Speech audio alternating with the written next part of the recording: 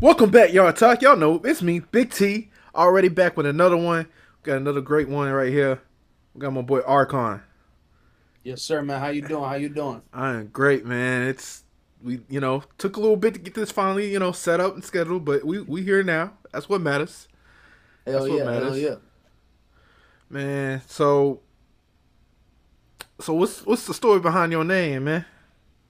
Okay, so basically, Archon is Greek, and basically back in like when they, back when the whole Grecian and Roman Empire was going on, right? Like the Archon was kind of like, at least from my understanding, the head of like a particular industry. So you know how like in the government we got like the Secretary of Defense, we got the Secretary of Agriculture, we got like the other type of people, right? Where there used to be things like Archon of Agriculture, Archon of like literary things, Archon of like et cetera, et cetera, et cetera. So I always viewed myself as someone. I'm not the master, never the master, but I always view myself as like a teacher, someone who could impart knowledge like that. So that was a big thing for me. And then I was just kind of like, you know what? I'm gonna be on. I'm gonna be honest. It was part that part. It just sounded cool to me, so I was just like, you know what? Fuck it. We just gonna rock with it. You know what I'm saying? That shit deep, bro. That shit deep. Yeah, yeah. Yeah, I'm fucking with that. Damn.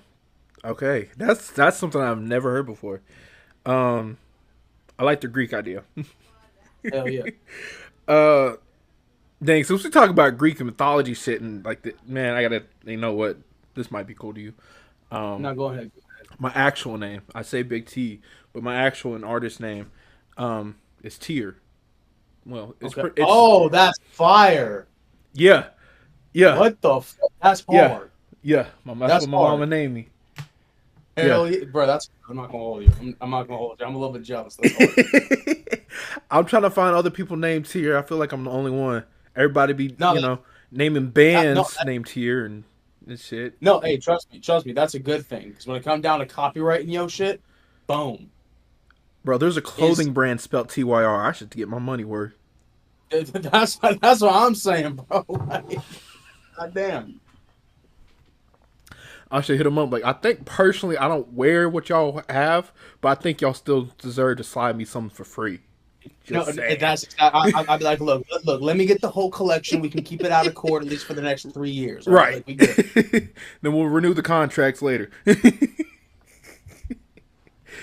Man, so where you coming from, man? I already know that you're on the West Coast, man. West, that's where I want to be, man. Especially all that, Kendrick shit happening right now, man. That's lovely.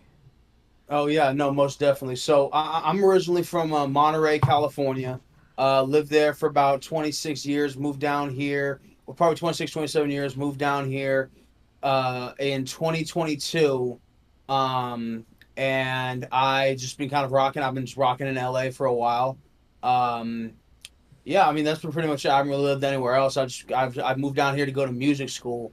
After I went to I actually just graduated in January from the LA Recording School. And yeah, I got my associates and all that shit. So just got another degree behind the name. You know what I mean? And just Yeah, something to do. You know what I'm saying? yeah. Congratulations on that shit, man. Keep pushing, Thank man. you, man. Yeah. Hell yeah. So what was your startup journey like? Like, did you go to studio to studio? Did you already kind of So know somebody, or you just kind of get your own equipment? I mean, you talking about startup like from when I first started rapping, or from like when I got to LA type shit? Both, actually. I'm here for the stories. All right, okay. I'm gonna give you the because I'm not gonna lie, we'd be here the whole damn podcast talking about that whole little. So I'm gonna give you the abridged version. So I started making music back in eighth grade. Right, I would literally just record myself on like on like I'm not gonna lie, like my dad. Whatever it was that the iPhones first came out, like you remember the very first iPhones Mm, when they came out, type shit. He would let me. He would like. I remember they had like a micro. They had like some kind of microphone feature or whatever that like or like it was around that. But hmm. point being is that I would just record myself in that, and he had his own VoIP company, so he knew all about microphones and like X, Y, and Z type shit. And so I started recording, and then my parents noticed I was like writing down all this shit. So for Christmas, they somehow one of my mom's friends knew a guy who was an engineer at like this little like closet recording studio. It was like half recording studio, half like you know how they take goddamn like VHSs and they would put them on like CDs and shit. So like they would rip like whatever was on the VHS, put on like a CD or like a flash drive. Like Yeah. that's what they did, type shit, right? So it was like half that, half a recording studio. So she and my dad for Christmas they got me 10 hours of studio time. Came out to I think like $300, something like that. None too crazy, but. That's why my first time ever being in a recording studio was in there. I recorded my first mixtape in 10 hours, broken up over I want to say 2 or maybe even 3 sessions. And since then, since then I just went to different studios. I went to one called Oasis Studio in Castroville. Shout out to them. Okay. That was where I went for a long time, and then lo and behold, many years later, it's the pandemic. Or rather, it's the morning of the pandemic, right? Like remember when they announced, okay, hey, we're closing everything down. Y'all got to get the fuck inside for 2 months. So I'm out at school and our teacher steps out like because I was going to a Cabrillo College up there near Santa Cruz for business, and my teacher steps out and we're all sitting there talking shit. We're thinking, oh no, whatever this that and third, and he literally comes in and says, hey, just want to let y'all know we're closing school down. Y'all got to get the fuck out of here. I'm like, oh damn, okay. And verbatim, and I'm sitting, we're sitting like one each other like, all right, cool, like you ain't got to tell me twice, shit. And Yeah. so we fucking skated out that bitch, and so I remember being all the way home. I'm thinking, bro, I'm about to be indoors for like a whole 2 weeks and have nothing to do. Like I don't have any like whatever. And I've forgotten that a month prior I had placed an order for recording equipment. I got home, all that shit was literally on my doorstep. So I'm sitting there like, oh, bro, that's a sign from God right there. You know what I mean? And so I literally took all that shit inside, and I spent the next literally 2 months in quarantine, literally just learning how to record myself on GarageBand, learning how to EQ, how to compress, just doing all that kind of shit. And eventually moved on to Pro Tools around 2021. Then after I moved down here in 2022, I started going to school. That's when my all that shit really took off, and that's when shit really got popping. You know what I'm Yeah. Yeah. Hell yeah, man. Been through the ringer. Been through the journey. saying? Yeah, Yeah. yeah, yeah, Yeah. most definitely. I fucks with that. Fucks with that. For sure. So, what are some of your inspirations, like family or friends wise, or even artist wise? Okay, so I have a few family members that are in that do music. No one unfortunately professionally, but a lot of them make kind of like folk music. Some make worship music. Not nothing really my bag personally. I mean, I'm gonna be honest. I don't even really see that side of the family that much to be real with you. But I know that it does run in some parts of our family. You know what I'm Right. saying?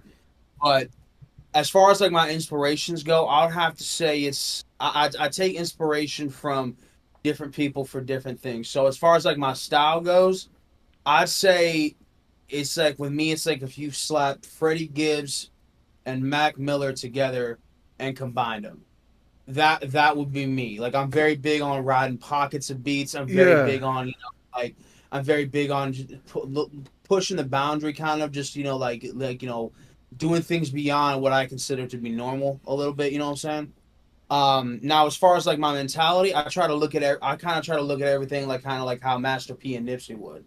You know what I'm saying? Yeah. That's also how I started getting into producing was I had the mindset of by the end of this year I want to have no money out.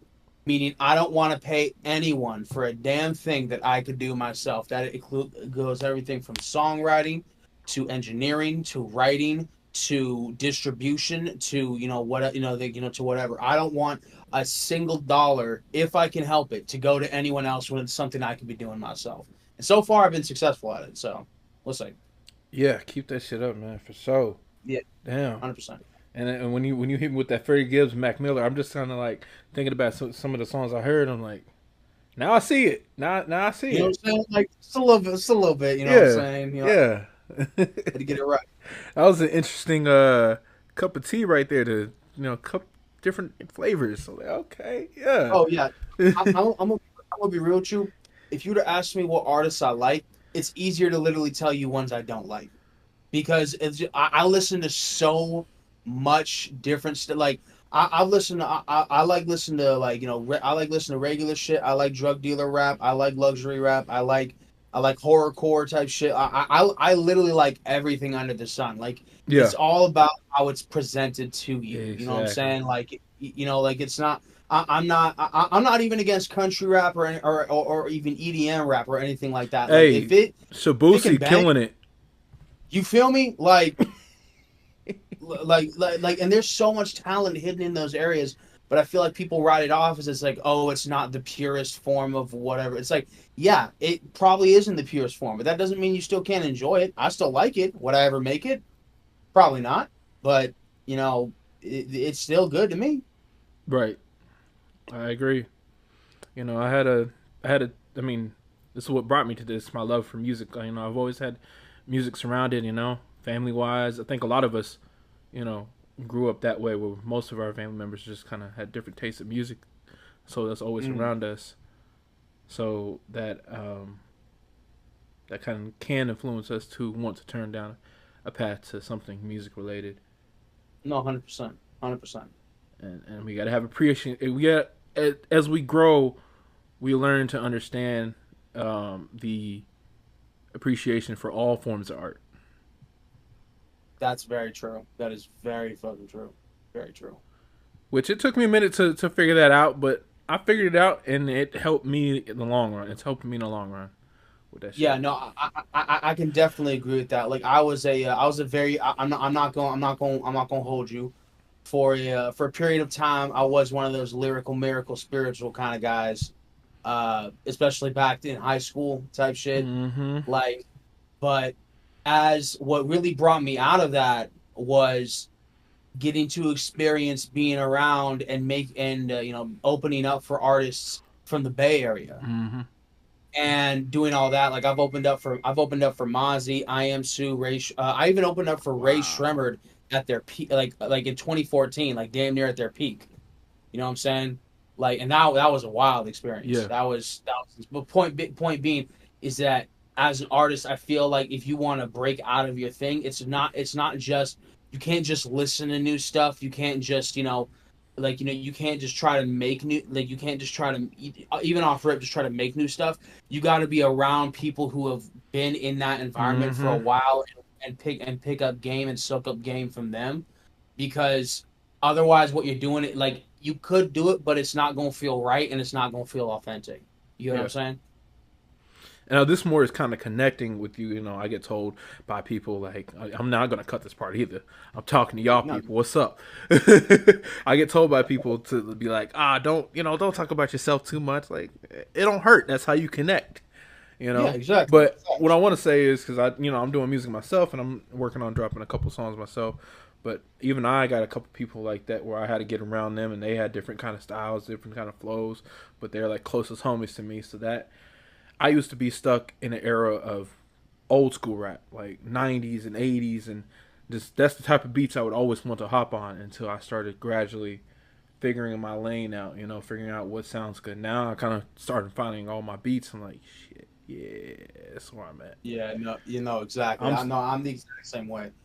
I consider myself if I could pick like one thing to describe myself as, I would say a Swiss Army artist. yeah, You give me you give me anything, literally anything. You could give me a click track and I find a way to make it into fucking goddamn something. You know what I'm saying? Like it's just like I don't discriminate when it comes to beats whatsoever. no, And you for can real, throw me literally anything. I will make you some dope. no, for real. You see this? This is the death note, but instead it's music related. Give me a beat immediately. Immediately, boy, quit playing. Oh God. Oh God. That's literally how it be too. Yeah. So, out of the projects and songs you dropped, what's been the most impactful for you to put out? Well, I have three that have really well no take it back. I have four. Okay. Take it back. And I'll try to keep it somewhat brief. So my first LP I ever dropped was called the White Wolf LP back in 2014. And the reason that one's special to me is that was I consider that to be my debut album. You know what I'm saying? I actually have a plaque for that up there. Congrat from CD Baby congratulating me on the release. You know what Yeah, I'm saying? It was an optional thing, but I just wanted to get it to commemorate it because that project will always be special to me because that was the first time I really got artists featured on my shit. I really I really stepped in. I printed up physical CDs, stood down by the wharf in my hometown, and I passed them out for $5-10 a pop. yeah, Fucking I sold. I want to say I made around like 1,500 to 2 grand just doing that. Like multiple weekends in a row, and that was just like my first big project that I'm proud of. The second one I'd say would have to be my I wrote this series. So the I wrote this series is basically I wrote this at 3 a.m. I wrote this at 4 a.m. and I'm working on the third installment called I wrote this at 5 a.m. And basically it's literally where I get up at those times and I sit for an hour and I write. That's it. And then when 3 p.m. turns into 4 a.m. I stop, or 3 a.m. turns into 4 a.m. I stop. Then I repeat the process, and however long it takes me to get to that point. So now I'm doing, I wrote this at 5 a.m., so I'm waking up at 5 a.m. every day. I'm writing until 6 a.m., and then either at that point, I either go back to sleep, make my coffee, and just relax, do anything else I got to do. But those are my passion projects for me because it enables me, I feel, to tap in very creatively. There's no pressure to be like, I got to make a hit, I got to make a banger, I got to do this. That is literally just my passion projects.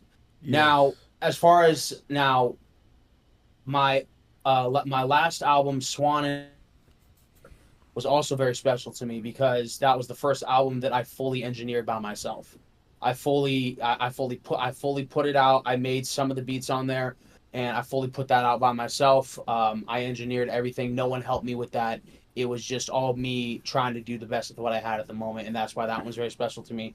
Now, the newest single, Forgiato Frank, the only reason that one is special to me, and it's going to be weird, trust me.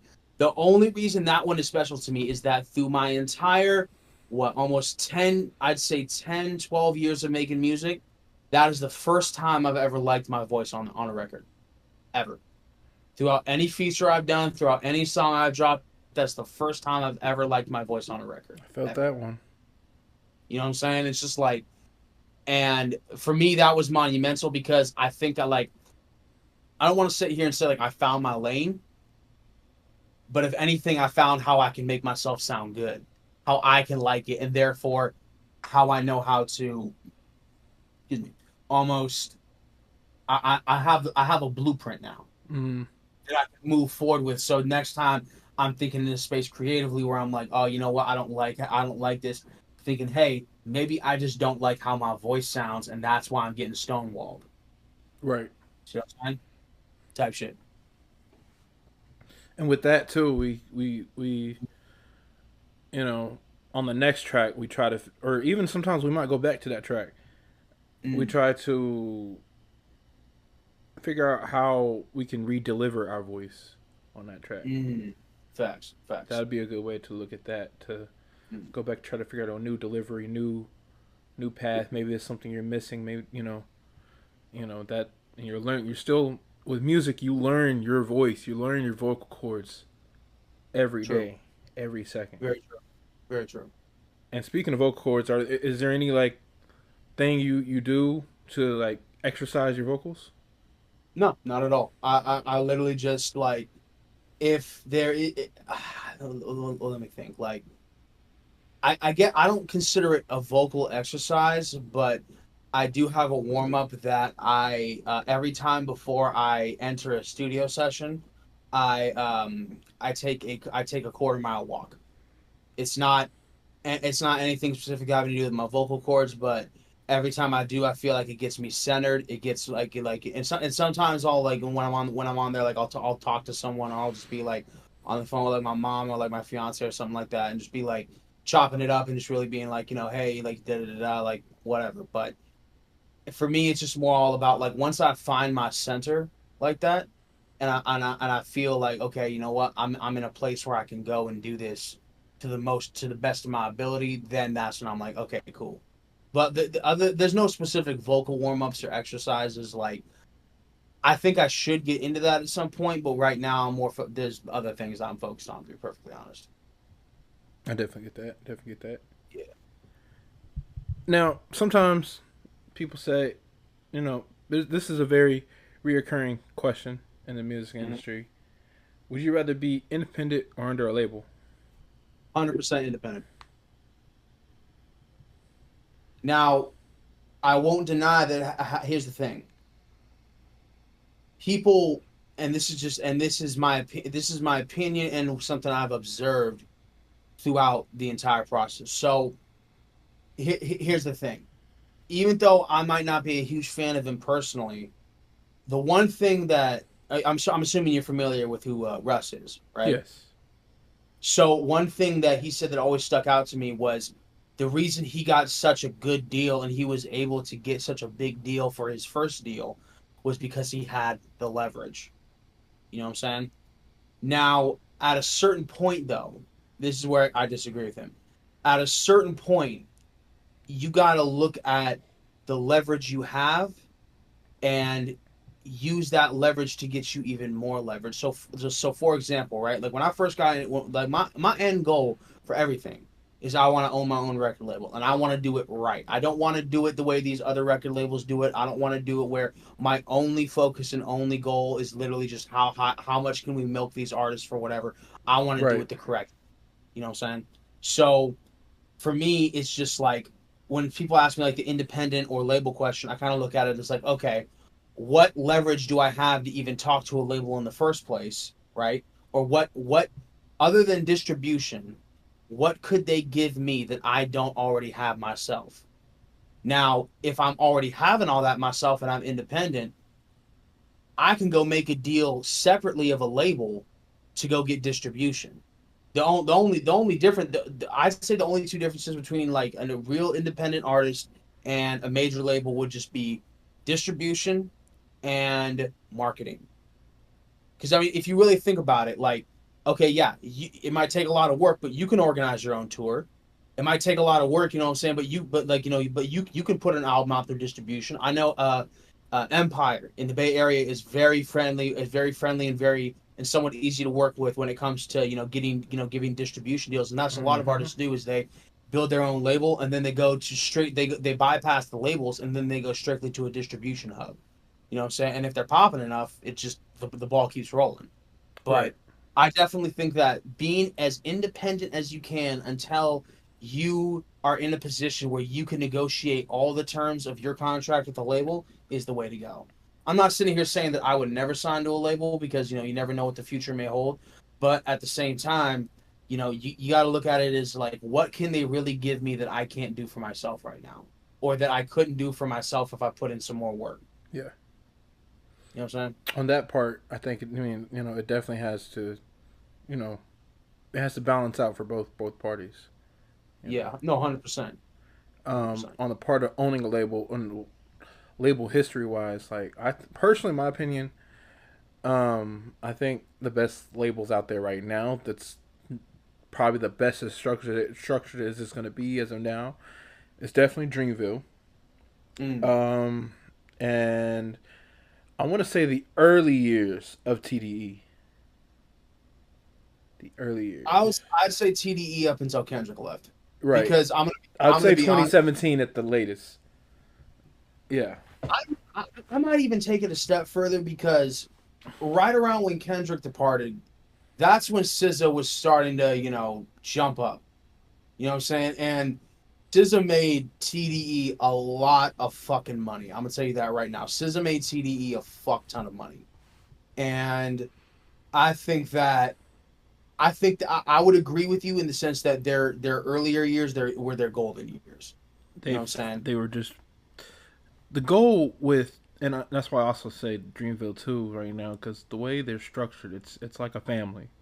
It's supposed to be Yeah, like a family. It's supposed to feel like family, but also, especially the way Cole, yes, he's the most popular one there. You do say, but the way he structures it is to where everyone still has a perfect seat up there with him.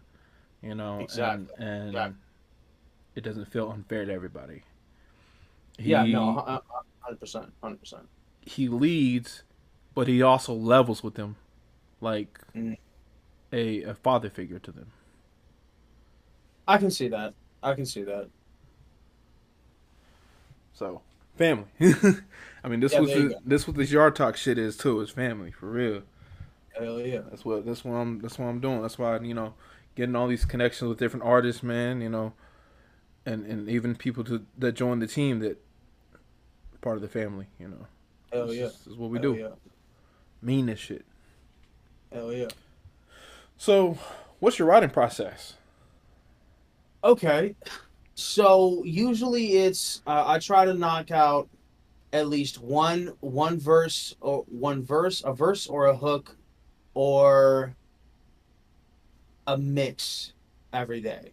So like usually it'll be now as far as my writing process goes, usually it's all very dependent. If I've heard the beat, because usually when I hear a beat I really like, I won't even try to write anything to it for the first like 3 4 days. I'll just play it in my car, play it in my headphones, play it on the speakers while I'm doing anything over here that's not making music or just working on music. Um, but and usually I'd say if I'm on, it literally takes me probably I'd say half an hour to write a verse. If the ideas are flowing and I'm on. Now, if if it's something that I really have to, if it's a strange beat to the point where like I can't find the pocket, usually I'll just literally put on the beat and I'll literally just take a one line at a time. I'll take one line at a time, run it back. Okay, that works. Okay, moving on to the next one. Okay, that works. Moving on to the next one. Okay, hold on. I don't like the way that sounds. You know what I'm saying? Like when I'm saying it, is there a different way I could say it? Blah blah blah blah, so on and so forth. So my writing process is it's pretty streamlined at this point. Like I say the longest I've taken with writing was a verse I did back I want to say in 2021, and that was literally just because it was a beat that I was not normally the type of shit that I normally get on, and it was a paid feature, so I was like, fuck it, I got to do it.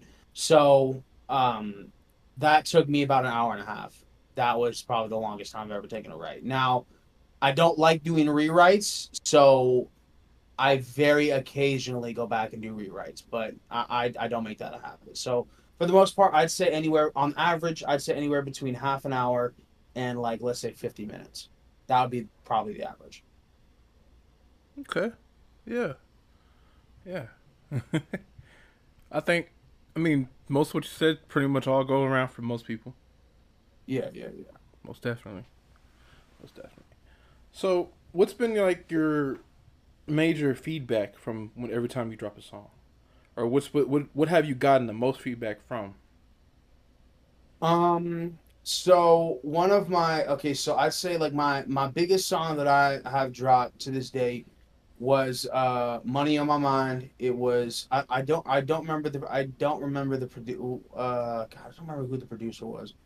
But and yes, I did also for everyone at home, pay for your goddamn beats, man. It's not that hard. It's like 25 to $50 to get a lease. It's not that complicated. It really isn't. And I'm not just saying that as a producer. I'm saying that as someone who likes to have good relationships with other producers. Pay for Exactly. your beats. But Exactly. point being is that I believe that one got around like I believe 20 to 25,000 total. And but the one I've got the best feedback on will probably have to be the most recent one I dropped, which was Forgiato Frank. I've in the week since I've dropped it, I'm probably hitting close to 15,000 now. Um, Doing a lot of numbers out in Las Vegas, surprisingly. Um, and yeah, so far that's the one I'm getting the most feedback on. I've been getting texts, calls from people saying, "Hey, dude, this is something special. Like you really got something." I'm actually shooting the video Okay. towards the end of July. So Damn, wish I could be out there. Now I need to take a trip to LA because you trust me, do it. Don't even think about it. Just do it. Literally, come out here, stay for a week. I promise. Like even just a week out here, you will meet so many fucking people, man. I It is believe it. absolutely. I keep telling my homies like for what we're doing, we need to be in LA. Like, yes, I'm over here in the East Coast. Over here, I'm in New Jersey. I'm right an hour away from New York, and I've gotten a lot of artists that I interviewed up out here. But also, we need to be out in LA because there's just. I've always said this. Every artist, every creator is out there. They come out there to connect, and LA has always been a very well connected industry when it comes down to film, when it comes down to artists, and just and creators. And I love that. Like I can't see nobody, nowhere else. Maybe Houston, but and maybe Atlanta, but LA has it very strong, and I love that energy. It's so funny you say that because strictly off me going to the film school is how I met the three dudes who I almost exclusively one of them I'm exclusively producing for. Two of them caught beats for me on the regular. My next door neighbor is a goddamn goddamn director and screenplay writer who got his film I think in either second or third place in Sundance. Fucking I'm also the director and host of a entertainment and media company called J Music Entertainment. Yeah, Met my boss through the school. You know what I'm saying? She was literally a student going there as well. And we just been rocking ever since. So like I'm telling you, getting to LA or getting to even a major like I will acquiesce. It is a little different for places like Atlanta, you know what I'm saying? Places like New York, you know what I'm saying? Like it is a little bit different. But I feel like especially coming out here, like this is where it'll either make you or it really will make you or break you. And it's really like if you come out here and you're looking for connections and you yeah, move with genuine purpose out here, you gonna be alright. yeah. Even just a few days. Like there have been times when I would live up north and I would come down to LA for like a few days and I meet like 15 to 20 people who I'm fucking with. They're sending me shit. I'm sending them shit. You know what I I'm saying? We're love going that. back and Yeah, forth. And then it made it even easier. So when I did move down here, I had somewhat of a foundation. I did know people down here. I feel like that's a very important thing is that eventually when there is a transition being made, like, and this is for, I'm firm believer in this for all artists. When you are planning to move to a major hub, try and get as solid of a foundation in that hub before you land as you can, because if you like, some people aren't very charismatic, some people aren't very, hey, how you doing, my name is Archon, man, how you doing, bro, like what's like, what do you do? Oh, I'm an artist, I'm a producer, engineer, like, I'm just all around dope, you know what I'm saying? A lot of people, some people, maybe not even a lot of people, but some people aren't like that. So the better a foundation you can have that. yeah. And one more thing, and I know I'm long winded, It's but I'm okay. saying I'll say this one I'm gonna say this one thing because I've seen it. Do not come to LA or any major metropolitan city without a plan. The amount of people I've seen come here with literally barely a dollar and a dream who wash out and leave within like 6 months of like I think of my entire graduating class at LA Film, we were only left with I think there was like close to 60 or 70 of us when we came in. Only like 15 ended up graduating. Wow. Like from that, everyone else either dropped out or just said fuck it. Or I know probably like around like 6 to 7 people who just they literally just couldn't afford it. They just couldn't hack it, and they said fuck it, and they moved back to where they came from. And it's sad, but you got to have a plan and you got to have some money. And if you don't have some money, you better have a way of getting some money because it is. LA does not care. LA is very unforgiving. You could get hurt tomorrow, and the world would keep right on spinning. So have a plan and just be ready to hit the ground running when you get here. I guess is my point. That right there should be just common sense for anybody, anywhere you go in this world. No, that's facts. That's Just big like, old come facts. on, man. Yeah, but nah, I know LA's. Whew, that price out there. Oh yeah. Oh It'll yeah. No. bite you in the ass real quick. Oh, dog, trust me. I thought I was good. Then I saw that first rent statement. I was like, hmm, hmm. I can't know if I can fuck with that, but this boy got his. He put his buy. Let me take a check. This. it's like Intriguing. it's like you said what with how much? Oh Or my Lord. bad. Let me get a little texting. Let me get a little texting. Let me get a little texting. What in the hell entire nation is this shit?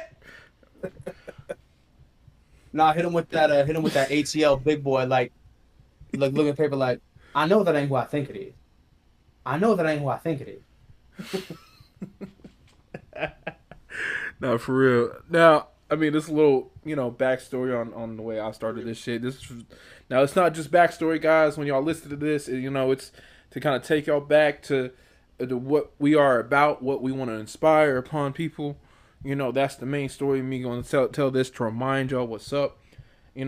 Yes, I've already told you in the messages about what we're, some of what we're about, but I didn't really tell you the history on how everything Mm, started. It's wild. mm, It's a wild journey. I mean, I could go as far back as I wanted to. Well, I'm not going to go that far. Um, it really kind of started. So like the idea of this platform, Yard Talk, it started when I wanted to write a movie. mm, So I started writing the movie. I wrote it out on my notes. I didn't write the script. Right now, I'm working on the script. mm. I still got a bit of that script to go through, but it's a process and I love it. I'm learning every day with it. Um, in my mind, I knew I had to have because I wanted this movie to be based in L.A. Everybody's like, "Why not Dallas?" I'm like, "Don't worry, I got something planned for Dallas. I got something planned for my city." You know, right now the films I want to work on are the ones that I kind of like are reminiscent of. I'm always thinking about the ones I love, the ones I grew up on. I grew up on them LA hood movies. I grew up on westerns and shit, you know? So I want to get those out the way and make a couple of those if I can. Mm, But mm. this first one's an LA hood film, so I'm like, I know I want to film it out there. I got some connections, and those connections are continuously growing. Um, so I knew like, all right, let me get some connections. The people I rolled my dice. This is where this. I mean, I roll my dice with every artist I hit up on these interviews. Some of Mm, them are some artists there have a little more numbers, a little more popularity or whatever. mm. But the people I hit up was crazy. I never expect they would hit me back up. Oh yeah. I hit up Smack, TDE Smack. Nah, nah. He hit me back up. He said he's down. He Oh said hit fuck up his yeah. manager Keem. I hit up Keem. He said he told me give him some more information. Then they kind of give more came back. They said sadly we can't. Smack is doing has another thing planned, which was the Back on Fig podcast that they're doing with Gotcha, So that was like gotcha. kind of right before they did the Back on Fig podcast, getting that set up. But I was like, I let that sit in my head. I said I reached out to these people and they responded. Wild, Oh no, no, I've just been there. It's a wild. weird thing. So I It's a took weird. that and I said, okay, let me keep doing it. Let me see how far I can really get to this. I said, okay, I need connections with music. Let me continue to do this too. And see who I can get out there and get connected with. So, Mhm. me saying that it's just y'all gotta just get out there, connect, and you can't go. It's hard to do shit without connecting, without getting to know Mm. people, without uh, anything like that. Um, so that's the real history of how this kind of came about. Mm. Hell yeah. No, that's good. That's good.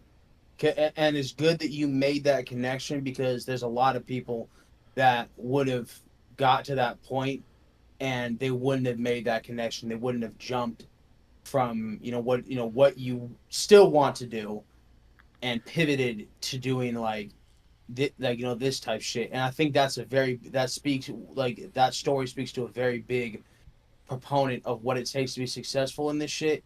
Is you got to be willing to pivot at a moment's notice if what you're doing is working out. Like, trust me, I would love to just sit here and tell you, oh, I'm just gonna rap for the rest of my life. You know what I'm saying? I'm gonna get big. I'm gonna blow up. I'm gonna have me a mansion. I'm gonna have me 40 cars. I'm gonna fucking buy a house right next to Rick Ross and have like twice his land type shit. But here's the reality: Who do is you know and that what do you know? exactly, exactly.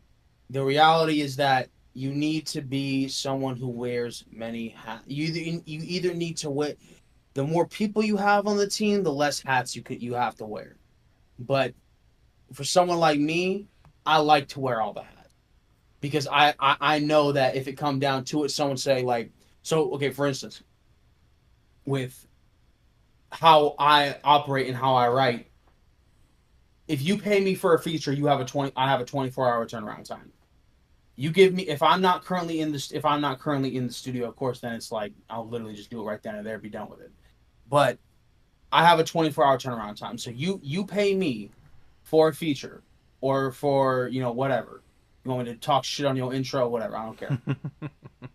Which I do also do, by the way. I'm working on doing mixtape hosting right now. But you pay me for a feature. My first priority becomes to get you that feature. You know what I'm saying? No matter what I'm doing. And that's why I have the 24-hour turnaround time, because I've never liked having to wait weeks or days on end for someone to send me a feature. Right. So now, of course, if let's say I don't have an engineer, well, I am an engineer. Oh, well, let's say I don't have a set. Well, I do have a setup. You know what I'm saying? So it's just like you have to learn how to wear those many hats, and you have to learn where to pivot, in terms of, you can be the big star, but who's going to help you get there if not yourself, first and foremost? Learn to wear the many hats, learn where to pivot. But yeah, no, no, but yeah, I'm not gonna lie, that's crazy that bro actually responded to you I like was that. I'm not gonna surprised. I was surprised. I even tried. I still haven't tried again yet. But I mean, I'm still gonna shoot my shot here and there. well, no, I'm hey, not no, gonna pressure it, but I've tried to hit up TF too. Try to get an interview with him. oh, word, Bro, if I okay, can ever okay. lock that in, that's big. Well, no, you can't. Just make sure you try to keep somewhat of it. Like, you ain't got to be like talking to him every day. You know what I'm saying? But Yeah, like, there's one thing I've learned is that, return phone calls and you will keep your friends. I like, even if like, because I've reached out to some bigger artists too, and like, there's some stuff. If it's like a big thing for me, I'll go ahead and send it to him. You know what I'm saying? Or just check and be like, hey, bro, how you doing? Just checking in, seeing how everything's good. Just I'm working on this thing I might be interested in. Just want to let you know, type shit. Like the amount of times that's worked for me in getting into rooms is absolutely insane. It's just like, yeah, and you never think it's going to work until you try. And that's just real exactly, shit. exactly, exactly. Like, um, damn, what was the thought? I'm about to cut this part. All right, fuck it. I'll come back to it. Now go ahead, Cutting. dude. So, with that being said, what do you see yourself in 10 years? Where I see myself in 10 years, let me think here. I'm not going to discuss materially because that to me is irrelevant right now. But I would say in 10 years, I would say I want at least, I'd say two platinum plaques, maybe one that I did myself, one I've done for something else or with someone else. Um, I just see me being successful and bringing about real change to how artists are viewed in the industry, as well as one of my big things is I want to give back, because at the end of the day, I am a guest in a culture that has been so gracious to open its doors to me. You know what I'm saying? And I want to give back to I want to give back to communities of color that that especially have influenced me, especially with this rap shit. Um, that I would probably see myself having I see myself having a charity setup that builds that installs studio equipment and computers into schools for schools in impoverished areas type shit. Um, I just see myself being successful and just and blessing others the way that God blessed me. So I guess that would be the simplest way to put it. Yeah, I love that. I love that. Yeah, like Rick Ross got to buy back the block, for real, Facts. man, Facts. for real.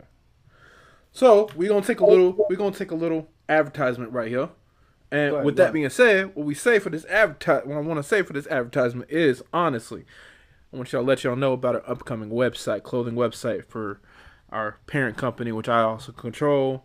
Highly advised. We got him clothing and media coming out. Y'all be ready for that.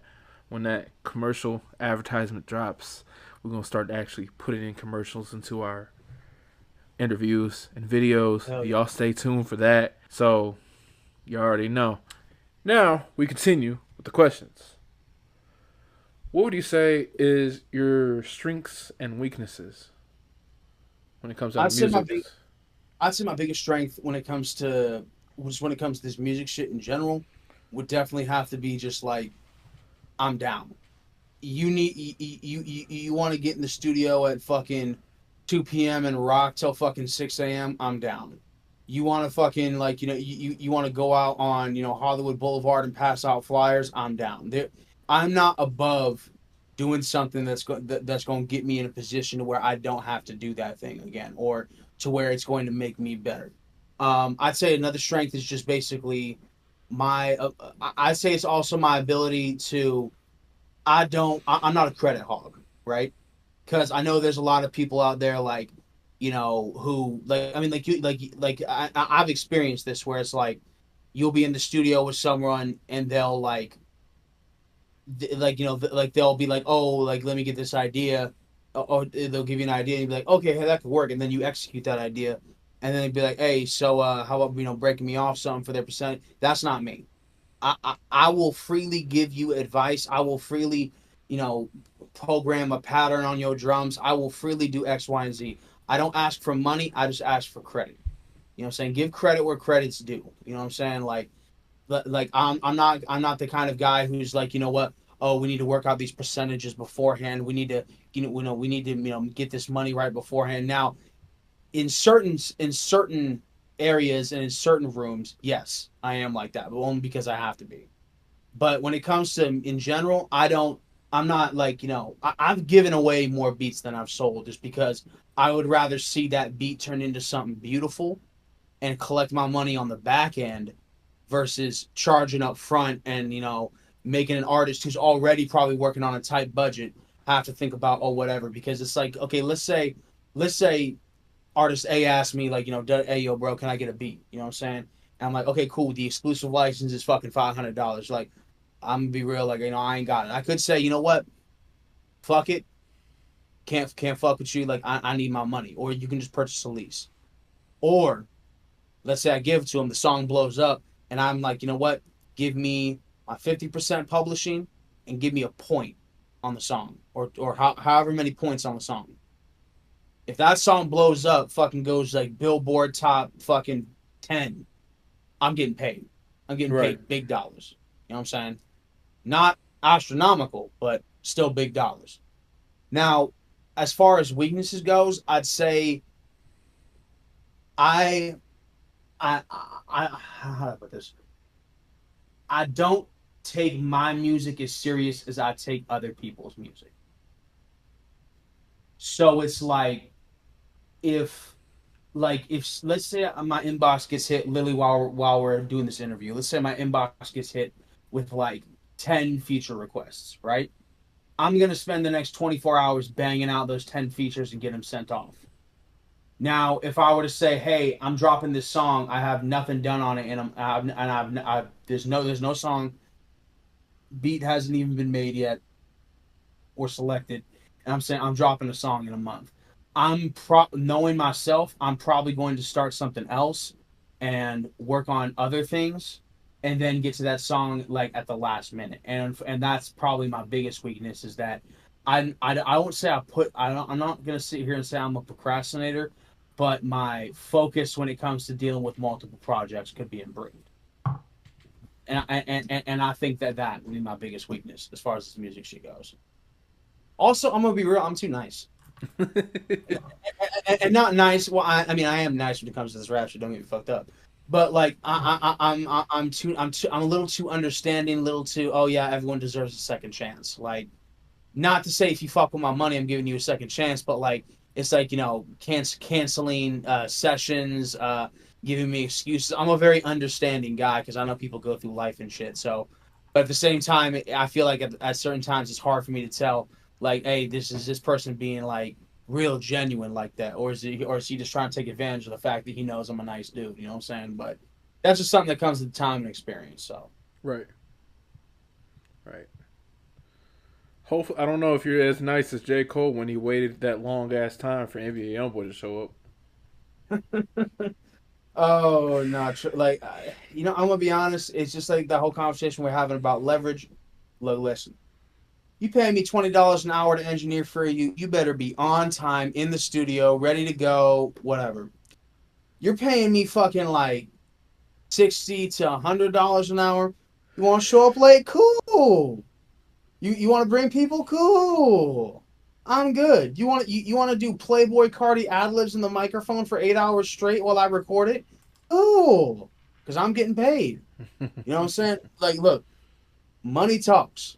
Money really does fucking talk. I don't care what no one says. Mm-hmm. Money fucking talks. And if you're paying me for that studio time, you can do whatever the fuck you want. Just know it starts at this time and it ends at this time.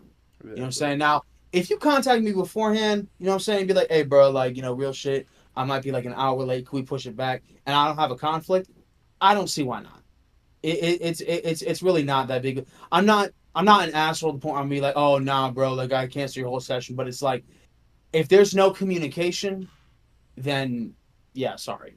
Like I've had to cancel some sessions before like that, and I hated doing it, but Right. had to be done. Had to be done. Communication is key. 110%. What would you say are some of the pros and cons of the music industry? Well, a pro is okay. So I'm gonna start off with one that's right in the middle because I honestly can't decide if it's a pro or it's a con. I believe is what people make of it. The music industry will show you what your core values are. The music industry will reveal who you are as a person. Because in this game, it is for in a lot of ways, it is so easy to fuck people over and go to the top. It is so easy. What's not easy to do is be a man or woman of morals and integrity and and make it that way. So the music industry is going to reveal who you are. And I put that in the middle because it's not a pro or a con. But in terms of pros and specific pros and cons of the industry, I'd say a pro would be is that it allows you to be connected to so many artists. It allows you to be connected to so many different genres of music that you maybe didn't even know existed. It allows people who speak a universal language of musicality to connect with each other, and it allows them to work in capacity that they might not have been able to work through before. I guess an example of a con would be it's very easy to get taken advantage of or taken advantage of, especially if you are someone who has been living in a poverty like situation for quite some time, or you've been or you've been struggling with your financial situation for quite some time. Someone dangles $300,000 in front of you like off the rip for like a even like a 360 deal. It's very hard in a lot of situations to turn that money down. I think that the music industry in itself is generally very predatory. They like to take advantage of artists and who don't know any better, and just kind of just use them as their cash cows. And then when they're done with them, they either drop them or just quite literally just chew them up and spit them back out. I'm gonna be honest. For me, there's more cons than pros. You definitely feel like in the music industry, a lot of people are trying to take advantage of you. Mm-hmm. Like everyone's like oh like oh they say this is what's gonna have your best interest at heart, but the whole time they're thinking about their back pockets. I'd say another disadvantage I'd say the biggest con for me is that it turns what should have been beautiful art into monetizable content without the regulation that it needs. So someone could be incredibly talented, incredibly a great musician, great singer, great artist in general, but if they're not able to monetize their content, they are told they almost have no value. And I think that's really screwed up because I think everyone who makes music adds some value because everyone has their own little spark of individuality and originality, and I think that contributes in part to the greater whole of what music is. Um, I'm gonna be honest. I can't think of another pro other than the one I said earlier, so I'm just gonna leave it at that. All right. Yeah. Sometimes we have a rhymer's block, creative block. What do Mm. you do to get yourself back into the drive? Step away. Go live life. I'll literally take my. volunteer to take my fiance to work. I'll go hang out. I'll go hang out with my niece. I'll go. I'll go literally just hit a friend up that doesn't do music, and go kick it with them. You know, like, or I'll just, I'll go find another way to make. I'll step away from it and go see if I can find another way to make money, or work on work on things, work on the passive income that I already have in order to bring greater passive income, and just really hustle, really just get out there, live life. You know what I'm saying? Go, go like just go hang out, live life, because I feel like the ink gets slow when you're only focused on being in the studio and not living your life. You know what I mean? There's always a balance because the life is what feeds the music, not the other way. The music, the life feeds the music, so that eventually the music can finance the life. Does that make sense? Yeah, Yeah, but that's pretty much how I feel about it. most definitely. I agree. I definitely agree. And also, for those people that don't know, that's also what can make doing music so fucking draining because there's so much of our life being poured into it. Facts. So Facts. keep that in mind when y'all keep requesting. Oh, where's the next album? Where's the next album? I don't know. I'm gonna try to find my life. Exactly. Exactly. Wait. So, if you have gotten a chance to do shows, what's that like for you to do shows, and what do you do to prepare? To prepare, well, first off, let me say this. For me, shows are a very mixed bag because it's one of the greatest moments that performance shows are some of the greatest things I've ever gotten to experience, but they're also some of the most nerve-wracking shits I've ever done. Um, like it's I don't want to say it's indescribable because at least for me it's not. It's just like imagine like you especially with a crowd that meshes with your music, so people that listen to the type of music you make, if you are good at crowd interaction, it can be the greatest fucking experience you've ever had in your life. You got people saying the words to your fucking shit that you wrote. And I've had that happen a few times where I'll have an easily repeatable hook and people I'll have the crowd sing along with me. It's an indescribable, that feeling is indescribable. It's like the highest form of euphoria you can get. Yeah, Now, on the dark side of that is, especially when I was first performing, a lot of it was nerves. My legs were shaking like a newborn lamb. You feel me? Like it was bad. But now, as far as my like process for doing them, I always make sure, depending on the set time, because some venues and organizers will be like, okay, you have to be here when the show begins, even if you're not going on until X, Y, and Z. I always make sure to get there at least an hour to 2 hours early. I sit, I sit down, I go over the songs I'm gonna do, go over them. I would bring my laptop, go over my show mix one last time, make sure there's no changes I need to make. Then I will meditate for about 30 minutes, okay. depending on how stressful the show is, and how big the show is too. And then I usually call my either my father-in-law, or I'll call somebody, and I'll have them pray with me right before the show. And that's of course assuming whoever I'm with ain't it isn't on that type of timing. But thankfully my fiance is. So usually like I'll pray with her. Or I'll pray. I'll just I'll pray basically, and Yeah, then I spend the next time and just enjoying myself. Going maybe occasionally going over the song list again on my phone, and pretty much just taking in the atmosphere, meeting people, and then when it's time for me to go on, I go out there and I fucking rap my goddamn ass off. You know what I'm saying? yeah, It's not super complicated. That's pretty much just what it is. yeah, yeah. Okay. I mean, we all gotta have a process, and that was actually another question I would have had, but what process works for you? And you described it all already. So, No, I've been yeah, it's been quite a while since my last live performance, but fortunately I did the other day just potentially find a way to get back into it. So Yeah.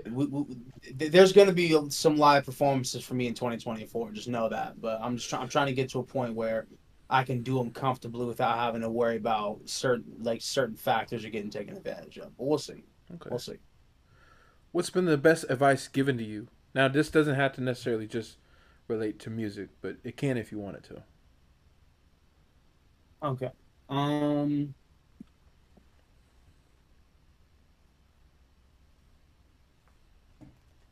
I think it would have to be something I said earlier in the interview, which is return phone calls and you will keep your friends. I often in my earlier days of doing music, um I would not return phone calls. People like if I don't want to talk to you, I would not return your phone call. I would not return your text. I just ignore you. And when I got told that, I thought, okay, this is kind of on some hating, like, you don't know the story, da da da. But then I realized I was like, look, at the end of the day, people they can have your best interests at heart, but they're always going to have their own best interests at heart. So you can't take it personal when someone, when someone may not understand your situation says something to you or like acts a certain way. Like you got to educate them. You know what I'm saying? Hey, bro, like I don't get why you acting like this. Like what's going on? Like holler at me. It's like you said earlier. It's about communication. You know what I'm saying? Like a simple text of, "Hey, bro, sorry that's just not in the cards for me right now," or "Hey, like if someone were to text your phone with an opportunity that you either don't want to do or just can't do." It's like a simple, "Hey, like I'm not at this time. Please keep me in mind for future things. I'd love to work with you." Da da da. I think that is a lesson for life because the more you communicate with people and the more you're honest and the more that you just flat out say, "Look, this is how it is, and this is what it is. This is what it ain't." Now, either you can get on the train or you can skate. You know what I'm saying? And sometimes it'll work in your favor, sometimes it won't. But the point is that you made the effort, and can't no one say, you know what, he or she acted this certain kind of way towards me, ghosted me. This person's not reliable. It's all about the communication and letting people know, hey, this is the situation. This is what I'm about. What can you do to work with me? You know Right. what I'm saying? Keeping them connections because I mean, like you said, it's like it's almost never what you know, it's who you know, and that's just really what it is. That's right. That's right. Granny taught me best. Tell you that. On God, on God. Yeah. So sometimes, as lovers of music, we have our fantasies on what artists we think that they should finally do music together. Hmm. What artists do you like have a kind of a dream? Do you have like a dream collab of artists you think should do songs together?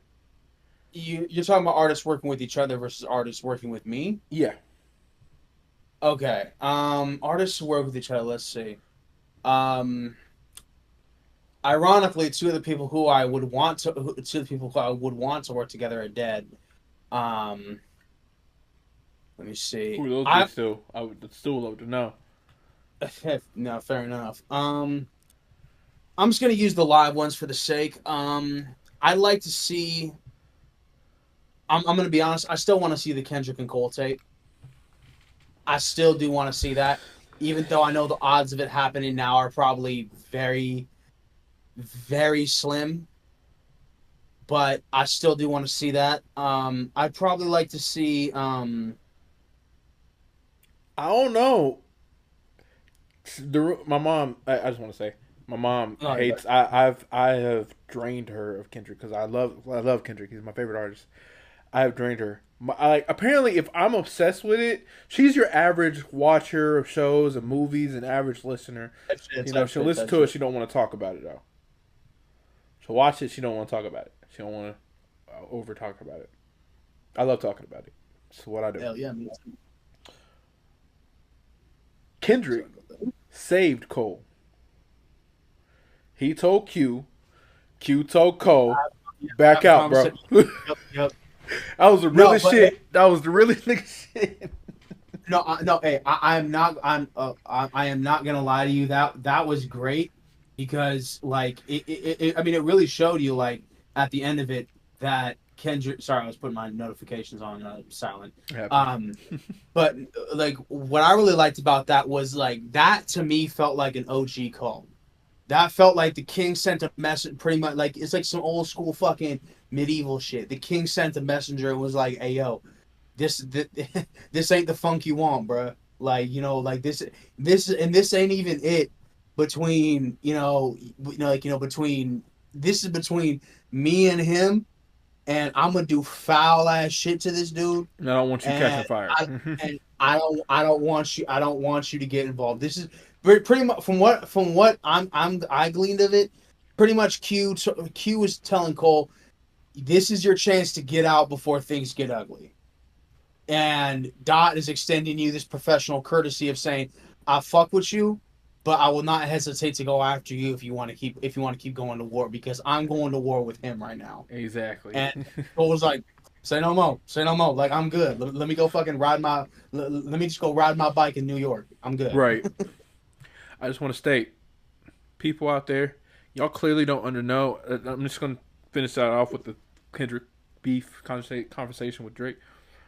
I don't know why y'all continuously ask how did this come up? No, it didn't start with "It's Like Us." It didn't start because it was subliminal disses. It is kind of. I'll tell you where it really started. 2013 Controverse. Facts. Drake was Even lo- Drake's the only even one low, who took it a little personal. even lowest key before that. Lowest key before that. Like there might not have been subs, but there was definitely tension before that.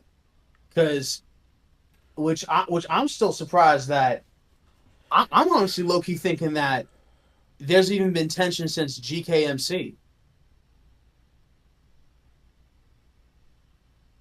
Think about it. You have your debut album, right? Fucking goes platinum, is he multi platinum on GKMC? Yeah. Okay, there you go. So multi platinum.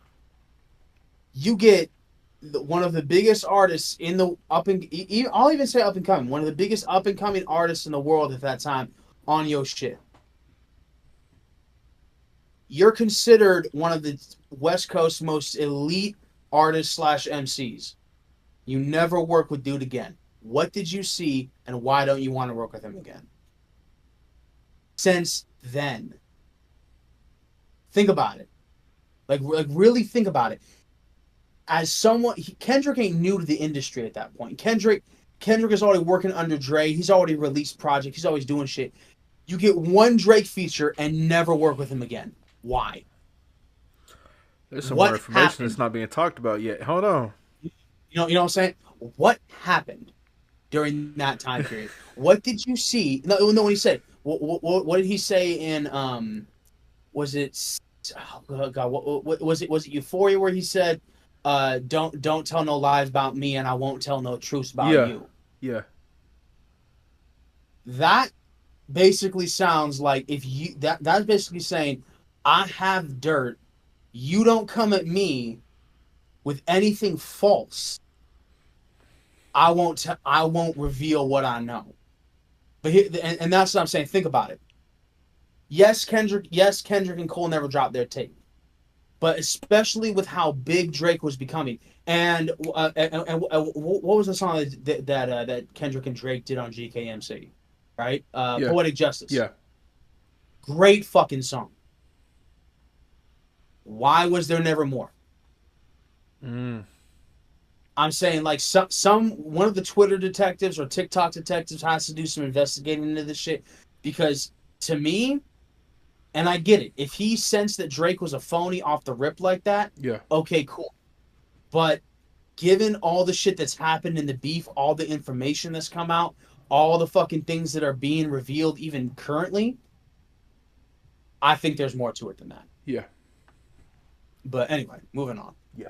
Move, because I'll say Definitely. we could have a whole separate talk about Right. this. I mean, after yeah, was definitely. I'm with it. I'm with it. That's what we're here for. The conversations. I love it. I love it. Yeah. Moving on. What is the definition of success to you? Where I don't have to worry about a bill for the rest of my life. Yeah, that was well put. You know what? You know what? Let me expand on that. Where I and the people I love don't have to worry about a bill for the rest of our lives. There you go. You know what I'm saying? There you go. Like, in an ideal perfect world, I want my grandkids to never have to work. Right. But the ultimate measure of success to me is where I can look and sit and say, I've accomplished at least 90 to 95% of what I set out to do, and I'm happy. Those would be the two. The accomplishments and the happiness. Yeah. Yeah. I agree. Real simple. As long as you're happy with what you're doing and where you're at, keep pushing. Facts. Keep pushing, champ. That's facts. All right, we got a few more questions. We're gonna get to close this out real soon, and then we got a would you rather section, and then we have a first thing comes to mind, and we'll fully close it out. Don't forget, viewers, like, subscribe, share, continue. This shit's great. We're gonna keep pushing with this shit. Got more interviews on the way. You already know. Now, what would you say is the best era? Now you can go as far back as like Beethoven or whatever the fuck, first hymns of Egypt and shit. Or you can bring it up a little more. You got 60s, 70s, 80s, 90s, 2000s, 2010s, or even now. Mm-hmm. Do I have to go by decade, or can I literally go within any length of years? You know what? Any length of years. Okay.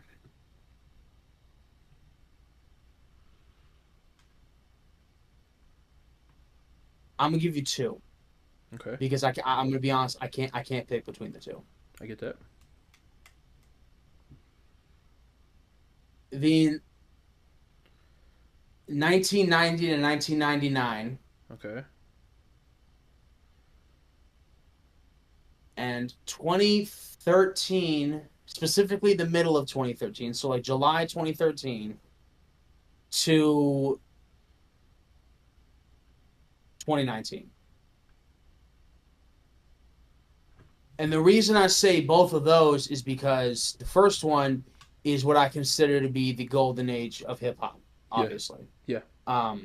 There was so many incredible acts, so many incredible artists who laid the foundation and the groundwork for what would become dope even over the next 10 or so years. I'm not saying there wasn't dope stuff in the 2000s for sure, but for me, the golden age will always be the 90s. But the reason I say 2013 to 2019 was not only because of the rise of the SoundCloud era, but it was because rap started to diversify. It was still considered, I fully agree that there are culture vultures like people like Post Malone who used hip hop, Miley Cyrus, Post Malone, who used hip hop to accomplish a certain goal to get in, and then they completely switched up and changed the creative direction. Which, hey, I'm not mad at that, but don't call yourself a hip hop or a rapper. You know what I'm saying? You're either in it or you're not. But point being is that, and I think one of the most prolific examples of this is XXXTentacion. His shit, you may not have liked it, but he changed the game. He changed the game he ushered in that him, Lil Peep, fucking Smoke Perp, fucking all them dudes ushered in a new era where you could be different. You didn't just have to rap about money, bitches, and cars. Ski Mask. Yeah, exactly. Well, Ski Mask is that dude. Yeah. But anyway, point being is that they made it so that you could be basically a dark crooner, essentially. You know what I'm saying? Like even just what was that one song X did, where it was like Jocelyn Flores, where he sampled goddamn Shiloh Dynasty. Mm-hmm. It's just like, I know you're that song has been sampled so many fucking times because of him. You know what I'm saying? He changed the game as far as like what was acceptable within rap, what people would go see. You know what I'm saying? What would be dope for people to continue to do so. You know what I'm saying? Like it's just like for me, it's like he really changed the game in a way that it made it good in a bad way. It made it more accessible to everyone, but it also made it accessible to everyone. You know what I'm saying? Like so, you got good artists out of that, and you got bad artists out of that. You know what I'm saying? Also, side note, hate the term SoundCloud rapper. That does not mean anything. SoundCloud is a distribution platform. If people make bad music and put it on SoundCloud, that's just bad music on SoundCloud. That does not mean that every rapper who uploads to SoundCloud is considered a SoundCloud rapper. Exactly. Just but yeah, I'd say those would be my two golden eras in terms of the innovations and everything. Yeah. Yeah. Definitely. I agree. I agree. Now we're moving on to the last set of questions. Then we got the fun part. Now, Go ahead. to you personally, what's been your favorite song that you've recorded, Recorded or released? released actually? Okay. Um. Damn. I'd have to say that like I have one that's a close second, but I'm just gonna go with the one that just sticks in my gut, which is this last one I just dropped, which is Forgiato Frank. So I'm small little backstory. Back in October of 2023, I had a seizure due to sleep apnea. Cracked my T7 vertebrae from how bad my muscle spasms were, and I spent about 4 or 5 days in the hospital. I had to walk with a cane for a while. It was a whole big thing. But during that period of time, I wasn't writing. I wasn't doing anything. I was just whatever. And I remember seeing a producer by the name of Don the Second. He is on. I met him on Twitter, and I reached out to him and I told him I was like, hey bro, like because he was asking for people that had the Freddie Gibbs type flow, and I was like, fuck it, I'll give it a shot, whatever.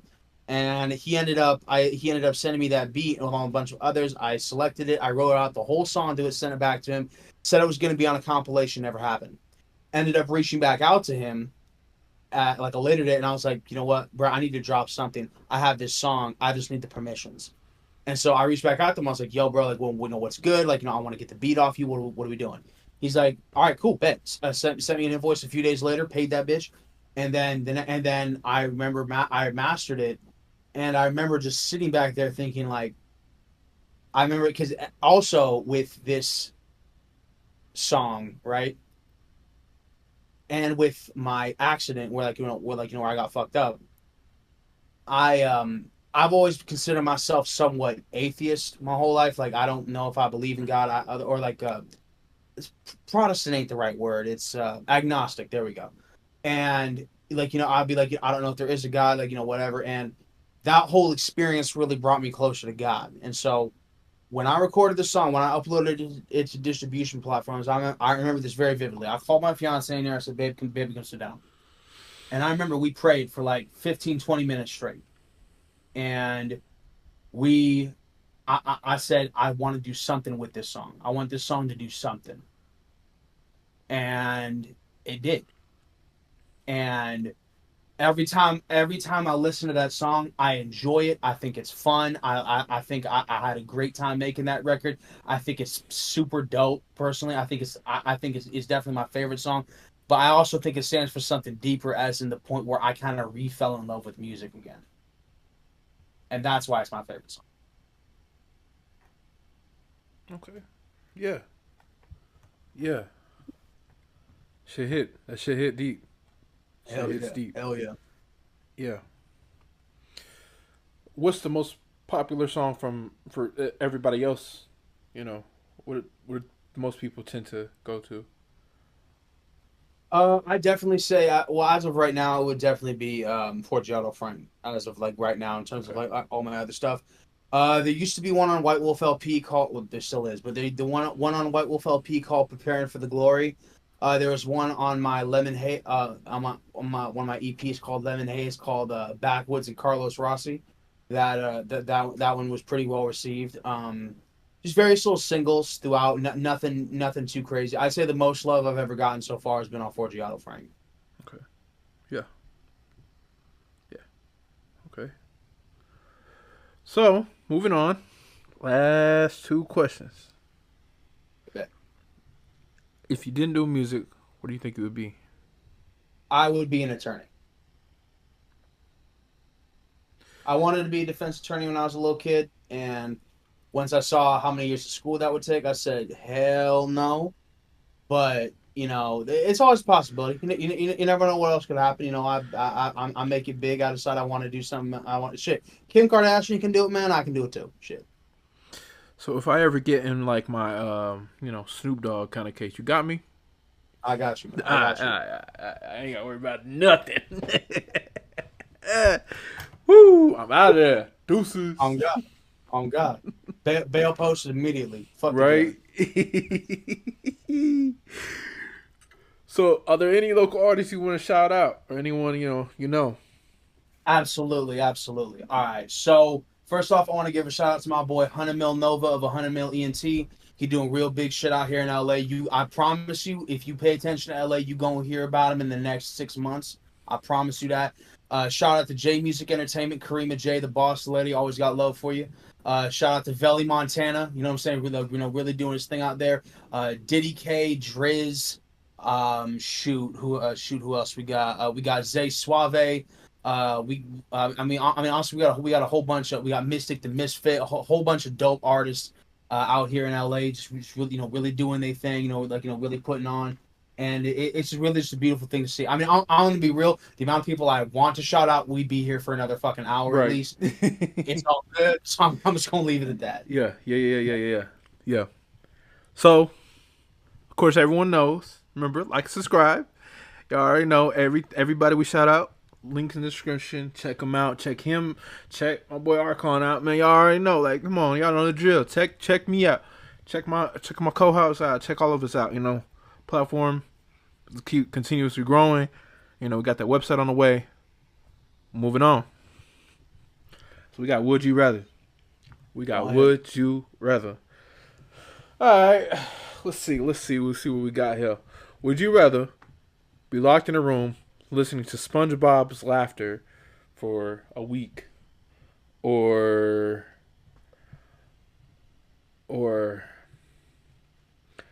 live with Diddy for a year?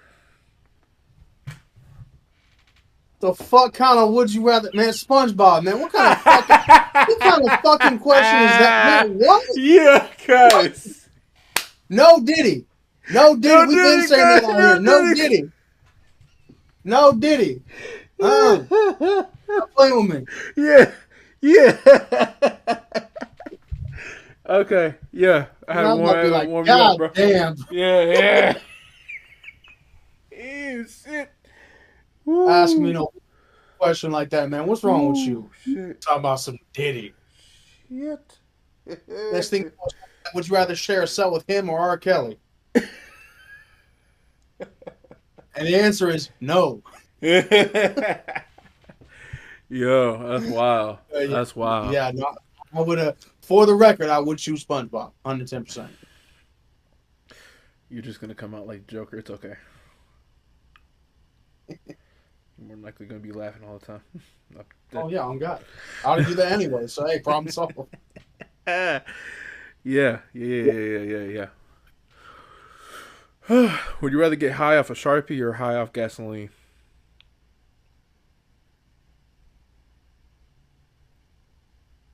Man.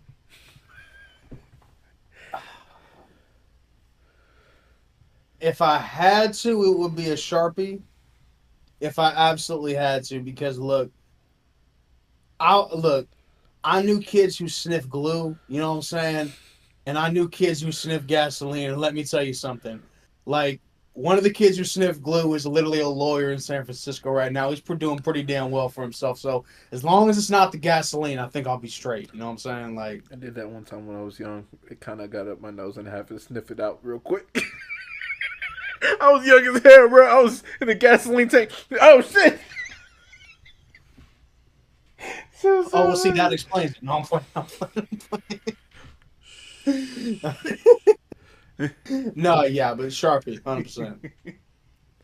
Yeah. Would you rather always, like for the rest of your life, live in this one haunted house. It's a haunted house, poltergeist activity, shit been thrown around, or be hunted down for the rest of your life by a haunted doll.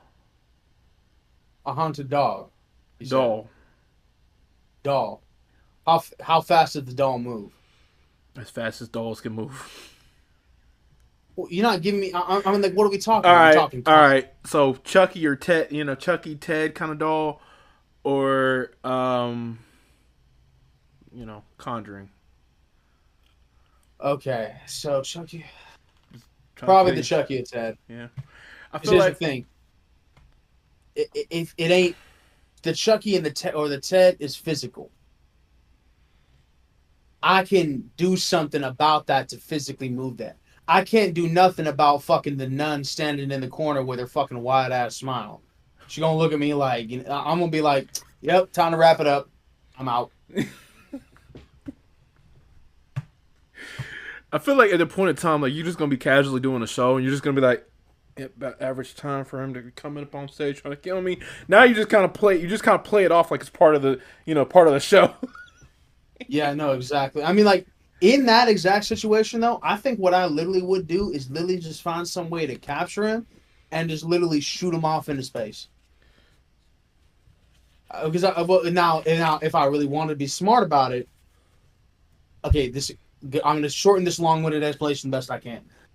If I really want to be smart about it, I literally go to NASA, say, find me the nearest fucking black hole. I'd capture whatever the little doll is, right? Pay them to put it on a rocket. Send that rocket to the black hole. I'm probably good for the rest of my natural lifespan. I'm straight. Yeah, probably good to your great grandchildren. If the Earth lives that long. And again, universe is always expanding. Who's to say he'll ever come back? Right. Yeah, who's to say he didn't get torn apart in the midst of that? Oh God. Or knocked our course and hit the sun. You know what? Multiple problems require multiple solutions. Right. But, yeah.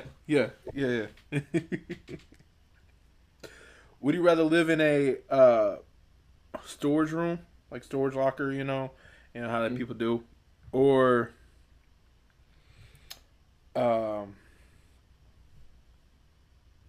make a great playhouse out of cardboard? Oh, storage locker, 110%. Free electricity, hardly anyone's even there. Like, I think even some of those places have complimentary Wi-Fi, just for people who are waiting around in the lounge or just whatever. You know what I'm saying? So, or like in like the whatever areas. Mm-hmm. So once I figure out the password or crack the password, yeah, free Wi-Fi, free power. Like, only thing I have to do is feed myself. I'm very low maintenance. I don't need much. Just 4 walls and a roof. I'm good. Right. Not facts. So that brings us to first thing comes to mind. All right, go ahead. So it's a few words, just one word, and you say what you're thinking. Yeah. Color. Purple. Place. Park. Country. Italy. Food. Pizza. Smell. Jasmine. Sound. 808. Song. Trying to Win by Mozzie. Okay. Shoe. Air Jordan 3 Wool. Smooth. Team. Golden State Warriors, baby. California. Let's go. Yeah. And hero. Batman. Yes, Lord. Yeah. Yeah. That wraps it up. Hell yeah, man. Basically wraps that shit up. You have any questions for me? Hey, thank you for having me on, bro. I appreciate it. Most definitely, man. You have any questions for me? So when I send the invoice to your people, or like, how does this work? You know what I'm saying? I am my people. No, I'm spoken with you. Fuck it. I'll ask just because I like to know these kinds of things. What are your musical? Okay, well, first off, what is your music out under on platform? So I You can't really type this on the fucking computer. I don't know what computer has that symbol. I'm not, You can't type it on. I You have, can't type it on your phone. yeah. Go So ahead. it's T, then the yen symbol, R, Yen symbol is which the is yen symbol it's like in a the Y. keyboard. It's like a Y. It's I think I press the special characters and then the other special characters button. Oh, got it. Okay, TYR. R. Okay, One of let's. my I have one song out right now which I dropped earlier this year. Called uh His and Her Soul Part One. Yep, got it. Put it in my library right now. Yeah. I got another song on the way, guys. You already know tomorrow's my birthday, Big 25. So this Oh, congrats! Friday, tomorrow, What the fuck? yeah, appreciate that. Yeah, I'm dropping another song tomorrow. I'm calling it. It's called Pain. For those who watch the video, y'all check it out. Basically to talk about the song.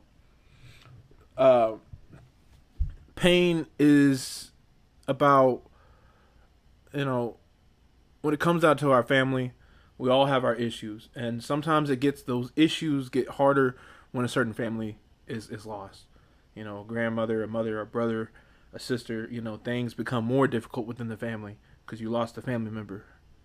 Mm. Um, or not even just losing a family member. Sometimes losing yourself. Sometimes you're trying to wonder what went wrong with the family. Um, but I mean, this goes for everybody with friends, family, relationships. That at the end of the day, you got to look back at yourself. There could be always something you're doing wrong. Mm.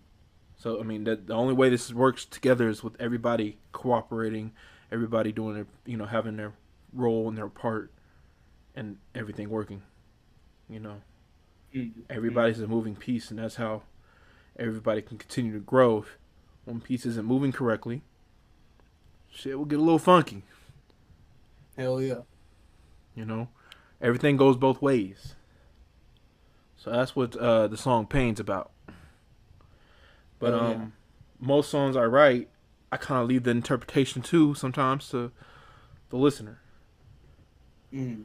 And yes, when I put it up, there will be lyrics.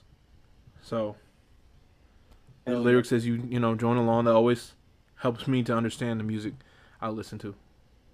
Hell yeah. Yeah. I guess my second question I was gonna ask you, and the only question I really have is like, who do you consider your musical influences? No, this is always a very interesting question to me. Musical influences. Well, my closest homies, there's my boy Lord Semi coming from Dallas as well. Mm. And then my boy Archetype also out there. He's a great producer, great artist, both of them. Um, but most notable ones.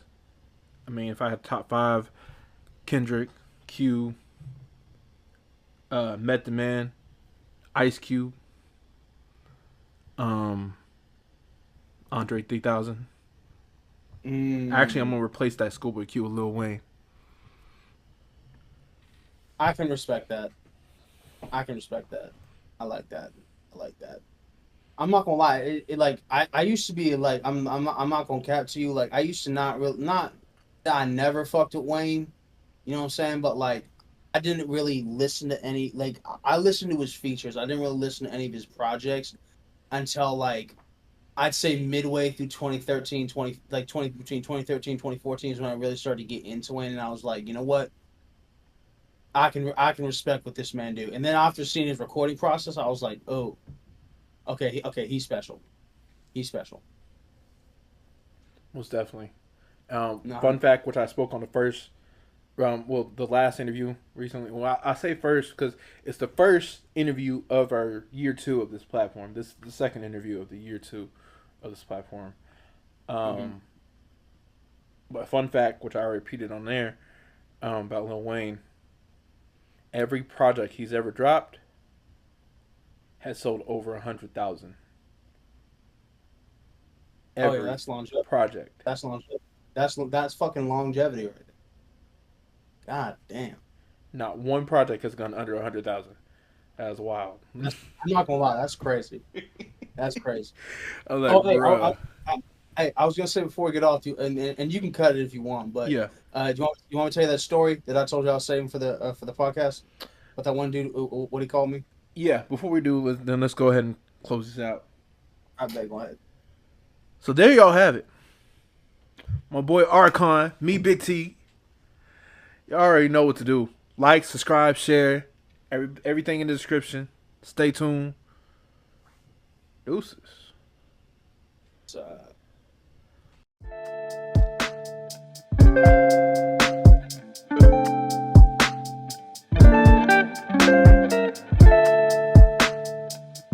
How do you feel? I feel great, man. Why? Sounds lit. Normally I'm busy, but I got some time today. I be smoking paper planes, I'm just trying to fly away.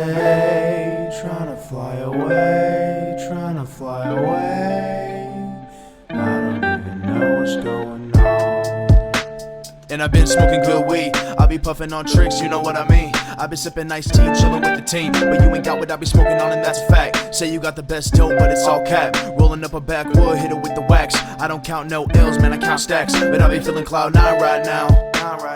High up in the clouds, ooh wee, man, I ain't coming down right now. Hella money and honeys, man, you know that I got 'em on my mind right now. If it ain't about the money, don't